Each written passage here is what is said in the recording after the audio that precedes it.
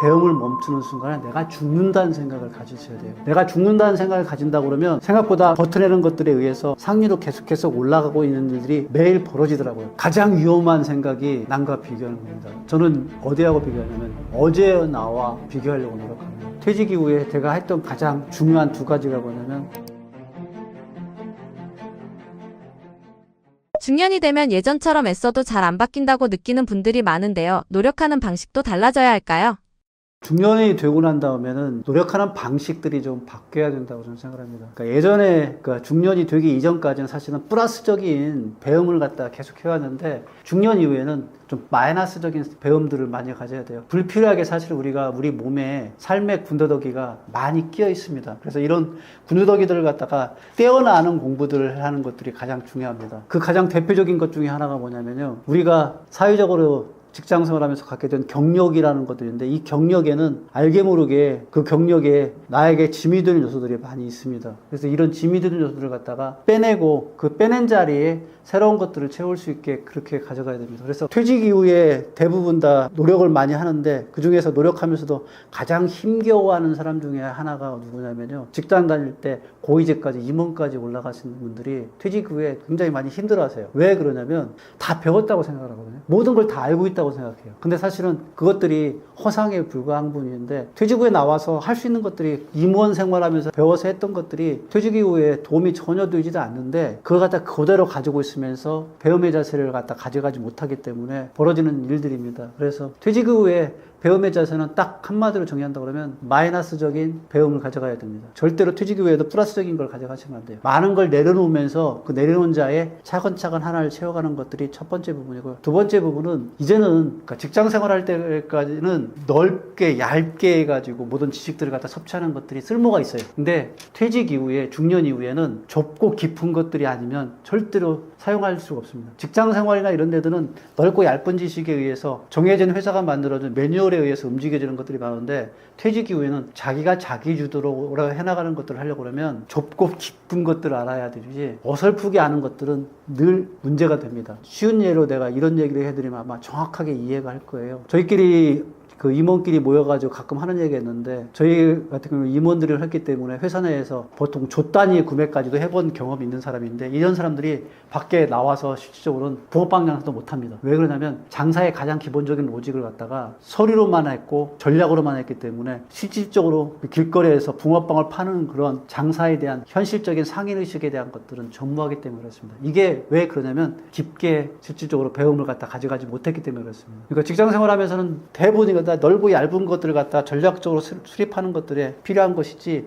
좁고 깊게 들어가서 하나를 완벽하게 통달하는 것들을 많이 갖추는 데는 굉장히 약합니다. 그래서 이런 부분들은 퇴직 이후에 배움을 가질 때 그러한 방식으로 배움을 가져가야지 됩니다. 그래서 정리해서 말씀드리면 첫째 부분은 좁고 깊게 들어가는 부분들, 그리고 두 번째 부분은 플러스가 아니라 마이너스를 한다는 거. 그러니까 플러스 아니라 마이너스를 하고 좁고 깊게 들어가게 한다 그러면 여러분들은 아마 중년 이후에 새로운 배움의 모습들이 아마 보여질 거라 생각합니다. 중년 이후에는 새로 배우고 싶어도 지금 시작해서 뭐가 달라질까 싶어 멈추게 되는데요. 이런 마음은 어떻게 넘으면 좋을까요?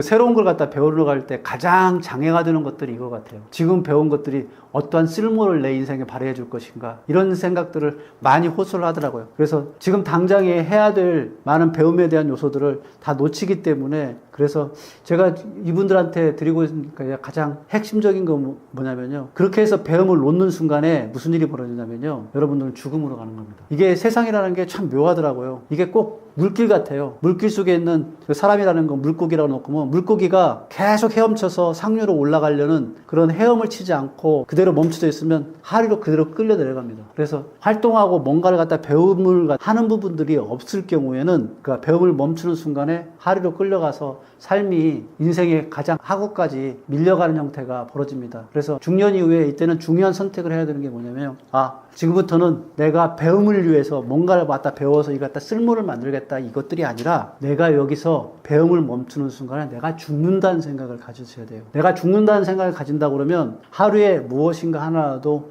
해나가는 과정들을 하기 때문에 그래서 그렇게 버텨낸다 그러면 생각보다 버텨내는 것들에 의해서 상위로 계속해서 올라가고 있는 일들이 매일 벌어지더라고요. 그래서 여러분들이 그 상류에서 내려오는 물길들이 세기 때문에 이 물길을 갖다 버티는 것만으로도 버겁다는 얘기를 하면서 여기서 어떻게 더 배우느냐 이런 말을 하는데 그 버티고 있는 그 행동 자체가 이미 배움을 지속하고 있는 거라는 거, 이 부분들을 아신다 그러면 지금 현재 하루에 하고 있는 것들이 큰 의미가 있다, 이 말씀을 좀 드리겠습니다. 나이 들수록 남과 비교하다 더 지치는 경우가 많은데요. 내 속도로 가려면 어떤 기준이 필요할까요?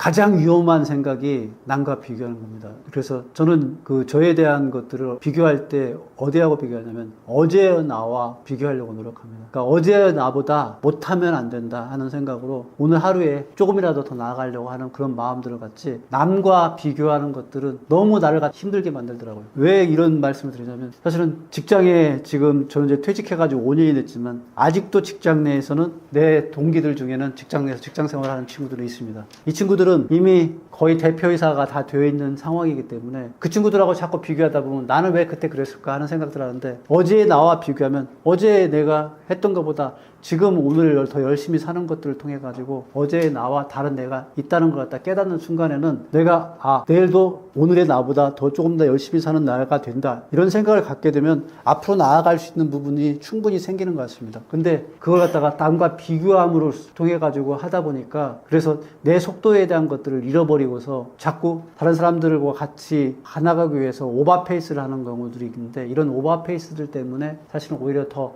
내 속도가 뒤로 터지면서 뒤로 밀려가는 일들이 더 많기 때문에 나만의 속도로 어제의 나와 비교해서 나아가는 것들, 그것만 해주시면 훨씬 더 여러분들이 남과 비교하는 것보다 더 보다 나은 하루하루가 되어갈 거고, 그것들이 여러분들을 좀 더 앞으로 밀고 나갈 수 있게 힘을 줄 거라 그렇게 생각합니다. 중년 이후 자기 개발은 많이 하는 것보다 오래 가져갈 수 있는 한 가지를 만드는 게 더 중요할까요?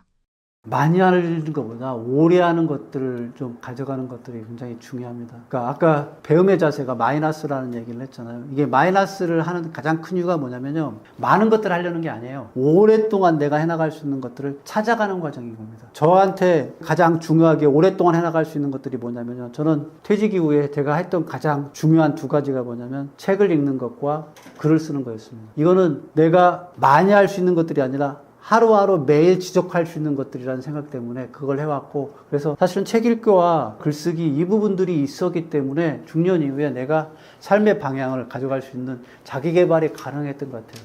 그래서 저는 가끔가다 다른 분들한테 그런 얘기를 해요. 자기 개발의 가장 훌륭한 최고의 수단이 뭐냐 그러면 글쓰기다, 이 얘기를 가끔 제안하는데, 왜 그게 그렇게 가능하냐면, 글쓰기라는 부분들은 다른 것들이 어떤 거 필요 없이 이 펜 하나만 들고 있으면 할 수 있는 거거든요. 그러니까 많은 것들이 필요 없어요. 그냥 펜 하나만 들고 책상 위에 앉아서 쓰면 되는 것들이에요. 그래서 이렇게 단순하게 지속적으로 할 수 있는 것들을 가지고 있어야만이 여러분들은 퇴직 이후에 자기 개발을 통해서 조금씩 성장해 갈 수 있는 그런 성장의 도구들을 갖다가 스스로 개발할 수 있다, 그 말씀을 좀 드리고 싶습니다. 교수님께서 다시 성장하고 있다고 느끼신 첫 순간은 언제였을까요?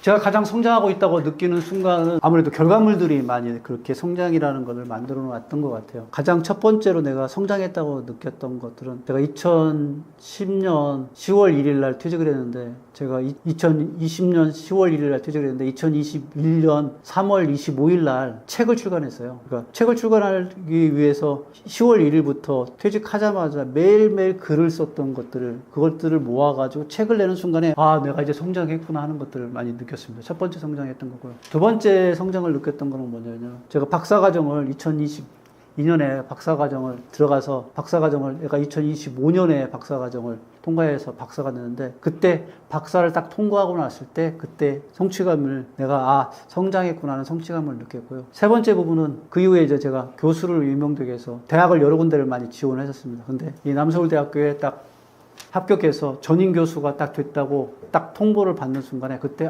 내가 계속 성장하고 있구나, 이렇게 성장할 수 있게 내가 그래도 지속적으로 뭔가 작은 것들은 큰 것들이 아니라 작은 것들을 계속 해왔구나 하는 것들을 그때 많이 느꼈습니다. 그래서 이 첫 순간, 책을 내면서 했던 그 첫 순간들이 두 번째, 세 번째까지 계속 이어지도록 나왔기 때문에, 그래서 가장 내가 성장했다고 느꼈던 2021년 3월 25일 아들아 돈 공부한다 책이 나왔을 때, 그때 그 순간이 제가 가장 성장했다고 느꼈던 순간이라고 얘기 드릴 수 있겠습니다. 중년 이후 자기 개발이 오래 가려면 먼저 가져야 할 태도가 있을까요? 그러니까 성장을 해나가고 자기 인생의 방향을 만들어가고 그렇게 해서 조금이라도 나은 삶으로 자꾸 자기 개발을 하려고 하는 사람들의 가장 기본적인 태도는 뭐냐면요. 결과를 바라보는 게 아니라 과정을 바라보는 생각을 가져야 돼요. 특히 중년 퇴직 이후의 삶에서는 결과가 저는 이제 억세게 진짜 운이 좋아서 결과가 축축축 나왔던 것들이 있는데 의외로 많은 시간들을 노력을 했음에도 불구하고 결과가 안 나오는 것들이 많습니다. 그 하루하루를 살아가는 태도가 과정을 그대로 즐기겠다는 마음, 그래서 결과보다는 과정에 집중하는 그런 태도들이 그 퇴직 이후에 삶을 갖다가 만들어갈 때 가장 결정적인 역할을 하는 거라 저는 그렇게 생각하고 있고요. 그래서 저는 매일 아침 그렇게 거울을 바라보면서 오늘 하루에 대해서 너가 충실하게 사는 것, 그거 이외에 다른 것 바라지 마. 그렇게 살아가다 보면 진짜 운이 좋아서 뭔가 결과가 너한테 앞에 툭 떨어질 거니까 그것만 기다리고 하지 말고 그냥 하루하루를 충실하게 살아가는 것들이 너한테 좋아. 그리고 또한 그렇게 살아가는 것들이 마음에 편하더라고요. 내가 뭔가 결과를 큰 걸 바라보고 그렇게 해서 뭔가를 하면은 늘 상처를 받더라고요. 제가 책을 지금까지 해서 6권을 썼는데 처음에 책을 쓸 때는 사실은 베스트셀러를 갖다 기대하지 않고서 그냥 쓰고 출간했어요. 근데 이 책은 어떻게 운이 좋아가지고 베스트셀러가 됐어요. 근데 그 이후의 책들은 진짜 막 베스트셀러 되겠다고 이것저것 막 제가 많이 여러 가지 요소들을 했는데 그런 것들이 다 결과가치가 안 나오니까 그 다음에는 이제 내가 스스로가 상처를 받고 쓰러지더라고요. 그래서 그렇게 하는 것보다는 그냥 결과는 나의 위에 신의 뜻이니까 그 신의 뜻에 의해서 움직여지는 것들 그런 거라고 생각하고 내가 할 수 있는 통제의 영역에 가능한 것에 대해서 거기에만 집중하자. 그래서 하루에만 내가 할 수 있는 과정들만을 충실하게 하고 있던 그런 태도들, 그런 태도를 가졌던 것들이 지금의 나라까지 오는데 가장 결정적인 역할을 했다. 그렇게 말씀드릴 수가 있겠습니다. 그런 태도를 가졌던 것들이 성공으로 올 수 있게 방향을 만들어주는 것들의 가장 중요한 역할을, 가늠자 역할을 했다. 그 말씀을 드리고 싶습니다. 네, 저희가 정선영입니다. 지금 이제 남서울대학교에서 교수로 임명돼서 스마트팜 마케팅에 대한 것들을 강의하고 있고요. 저희 2020년도 10월 1일 날 퇴직을 했고, 제가 남서울대 교수로 온 게 2025년 10월 1일이에요. 공교롭게 딱 5년 만에 그러니까 퇴직자에서 대학 교수로 거듭날 수 있는 그런 과정들을 갖다가 겪어왔는데, 이때 저한테 가장 중요했던 3가지를 꼽으라고 그런다고 하면, 첫째 부분은 달린 거, 두 번째 부분은 책을 읽은 거, 세 번째 부분은 글쓰기 한 거. 이 3가지의 힘이 퇴직자를 갖다가 저는 대학 교수로까지 전환시켜줬다고 생각을 합니다. 그래서 제가 그 많은 분들한테 그 퇴직 이후에 새로운 삶을 살고 싶으면 어떻게 살아야 되느냐 하는 얘기들을 할 때 가장 강조하는 것들이 이 3가지입니다. 근데 많은 분들은 제가 이런 얘기를 하게 되면 이건 선생님에 대한 해당사항이고 저는 그렇게 할 수가 없습니다. 이런 얘기를 하는데 저는 그분들한테 이런 얘기를 해야 됩니다. 누구나 다 할 수 있는 거기 때문에 제가 한 겁니다. 그래서 여러분들이 퇴직 이후에 혹시 지금 고민에 빠져 있거나 그런 분이 계신다고 그러면 저처럼 그냥 다음날 아침에 일단 일어나서 달리시고, 달리다 보면 책 읽고 싶으면 책을 읽고, 그러고 난 다음에 글쓰기를 하게 돼서 글쓰기를 하게도 간다면 여러분이 삶이 조금이라도 무너져 있던 삶이 다시 세어날 수 있는 그런 기적들이 다 일어날 거라고 생각해서 그런 부분들을 했으면 좋겠습니다. 그래서 이런 과정들을 갖다가 다 담아서 지금 이번에 제가 책을 한 권을 냈어요. 그게 뭐냐면 달리고 읽고 쓰는 사람의 하이라고. 그래서 퇴직하면서 무너졌던 제 삶을 다시 바로 세우는 데 역할을 했던 그 하이에 대해서 소개한 책이고요. 그 책을 통해서도 여러분들이 조금은 어떻게 퇴직 이후에 내 삶을 설계할 것인가, 퇴직이 아니더라도 젊으신 분들이라도 달리고 읽고 쓰는 것들이 삶을 어떻게 변화시키는가에 대한 것들을 충분히 알 수 있는 책이기 때문에 그 책을 좀 읽어보시면 좀 더 많은 것들, 제가 미처 이 채널의 인터뷰를 통해 가지고 해줬지 못했던 부분들은 그 책 속에 많이 담아놨으니까요. 그 책을 읽어보신다면 훨씬 더 깊게 알 수 있을 거라고 생각합니다. 네, 고맙습니다.